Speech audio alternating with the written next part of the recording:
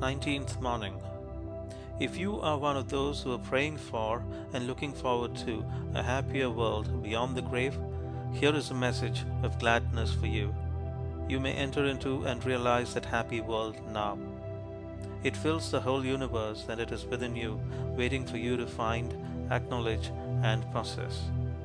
Said one who understood the inner laws of being, "When men shall say, Lo here, or Lo there, go not after them. The kingdom of God is within you."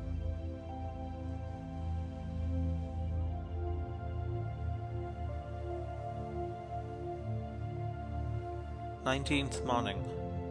If you are one of those who are praying for and looking forward to a happier world beyond the grave, here is a message of gladness for you. You may enter into and realize that happy world now. It fills the whole universe and it is within you, waiting for you to find, acknowledge, and possess. Said one who understood the inner laws of being, "When men shall say, Lo here, or Lo there, go not after them. The kingdom of God is within you."